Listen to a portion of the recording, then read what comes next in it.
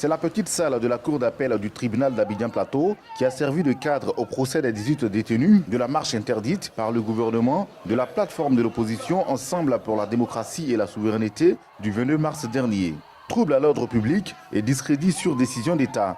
Ce sont là les charges présentées par l'accusation dans sa lecture. Selon elle, les mises en cause se sont rendues sur les lieux de la marche, malgré elle était interdite. Des charges rejetées par la défense des prévenus qui estiment que la procédure n'a pas respecté les règles. C'est pourquoi elle qualifie le procès verbal de nullité car il ne serait pas signé. Finalement, les prévenus ont été condamnés à 12 jours, couverts par la détention déjà effectuée, mais sont privés de 5 ans de droits civiques et de 3 ans d'interdiction de paraître en dehors du lieu de naissance. Cette décision n'est pas du goût des avocats de la défense.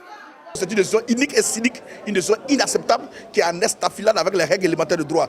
Dès les premiers jours, nous interjetterons appel de cette décision et pour aller en débat encore devant la cour d'appel. C'est vrai que nos clients sortent dès demain, mais ce n'est pas leur liberté. Je disais au paquet que je ne veux pas du cadeau emprisonné de 15 jours d'emprisonnement qu'il a proposé dans sa réquisition.